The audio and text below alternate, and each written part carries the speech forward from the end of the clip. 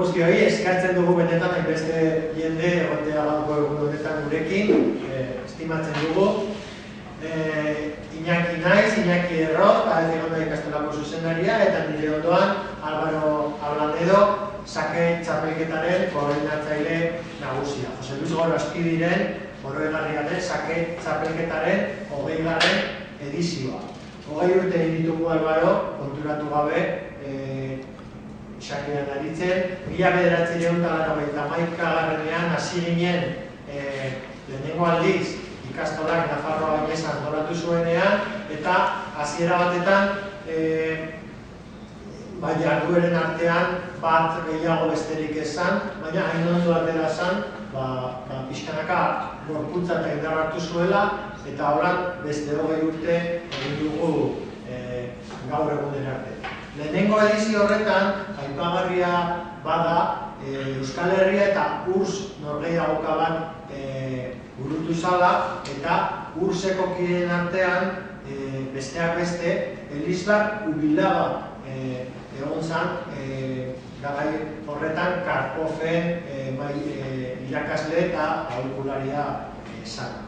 Urte batzuk beranduago, 2000-ean, Karpov izan genuen gure artean. Hori bai dela, edo izan zala garai horretan dogore handia ikastolarentzat, mundu mailako txapeldun handia gure artean izatea, izan zen garai horretan benetan berezia, bere etorrera. Zaten dudan moduan, 20 urte beranduago hemen gaude berriro ere, Nafarroa Oineza ospatzen dugu aurten, urriaren 17an, munduz mundu lemapean, eta lengo honetan ere, jardueren artean, sake txapelketarena badaukagu, eta gainera ukitu eta ikuspegi berezi batekin.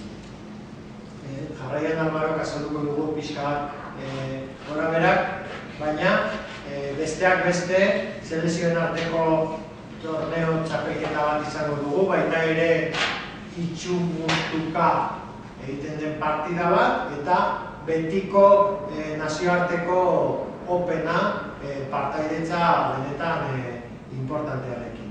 Eta bukatzeko Alvarori hitza eman baino lehen, aipatu beharra dauka, ikastolan sake jarduera benetan errotua badaukagula, bai ordutegiaren barruan eta orduzkanpoko ekintzen barruan, eta gure hezkuntza proiektuan badu bere zentzua, inteligentziaren garapenerako, planifikaziorako, hausnarketarako oso erabilgarria den jarduera bada, eta betidanik izan dugu ikastolan ikasleen artean edo ikasle horiekin eratutako talde bat Nafarro mailan goi mailako kategoriatan. Bukatzeko eskertu nahi dut, babesa eman diguten enpresak eta bereziki Aramark eta baita ere Nafar gobernuaren babesa. Eta besterik gabe, Álvaro pixkat azalduko digu aurtengo torneoaren informazio elpagarri da. Bueno, badakizuenik Euskal Berri naizela, orduan beretzat zailagoa da, logiko. Orduan, bakarrik egin dut resumen bat, euskeraz, nola izango den gure 20 edizioa, torneoaren edizioa. Aurten, betxatu dugu dela importantena guretzat, ekintza batzuk bereziak egiten. Beti hamarkada egiten dugu horako gauzak. Gure 10. edizioan, ekarri genuen izan zena munduko sake txapelduna, Anatoli Karpo, guretzatzen, nik esan diodan bezala erderaz, erreferentzia bat, eta izugarrizko arrakasta izan genuen guk eta berak, berarekin hemen. Egon zen bera bai simultaneak egiten Nafarroako sake eukalari, bai ere futbol edo kirolari batzuekin ere jokatzen, eta gero ikasle guztiak izan zen, ikusten da bai egunkarietan nola agertzen diren gure ikasleak karpoben ondoan, azkenean izan zen guretzat arrakasta. Gainera ez genuen pensatzen. Bueno, aurten, pentsatu dugu egiten, Nafarroan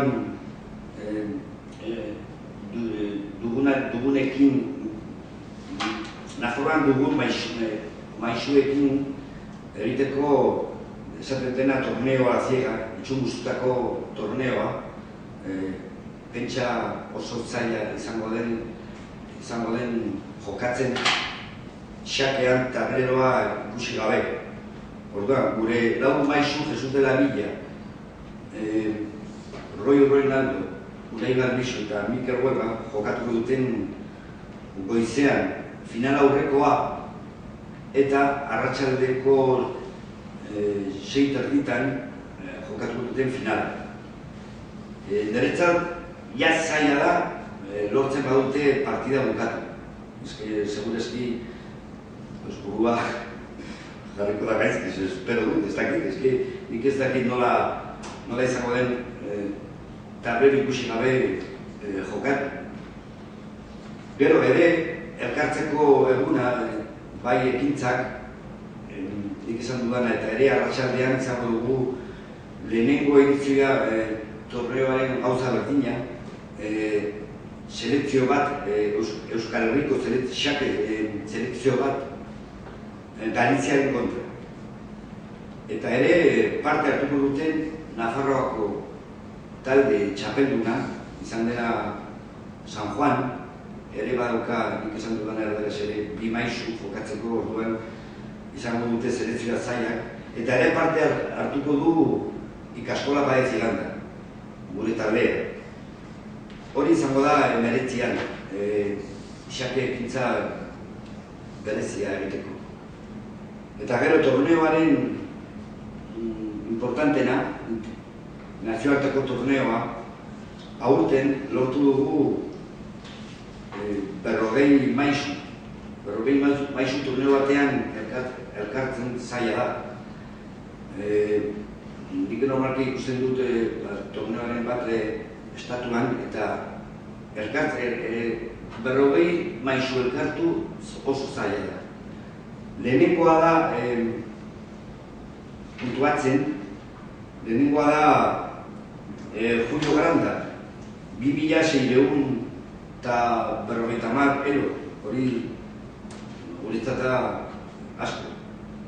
Eta petxa 40 maisu, horako indarrekin, orduan izango da oso torneo gogorra.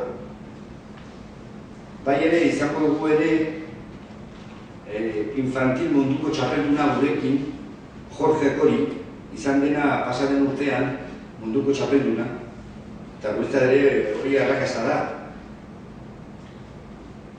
Gero, sariak lehenengoa izango du 2.000 euro, bigarrena 1.600, hirugarrena 1.200, hola, ikusteko ere Nafarrak hoberenak izango dute ere sari honak, eta hori aipatzen momentua da esateko diru hori ateratzeko guretzat zentro eskolar bat dela zaila da. Orduan eskerrak ematen dugu gure babeslei Aramark enpresa, guretzat izan da importantena, eta ere Nafarroako gobernuari eskatzen diogu ere, bera ere laguntza ematen digu, baina dena den aurten espero dugu bera, ez daki, abesle gehiago jartzeko dirua, eskerrak emade. Eskerrak ematen dugu, benetan eskertuko genuke etorkizunean, hori da. Torneo hau laguntzea, zer bestela, bizia aukera ez da. Hori da. Izateko torneo bat, nazioarteko torneo bat, behar dugu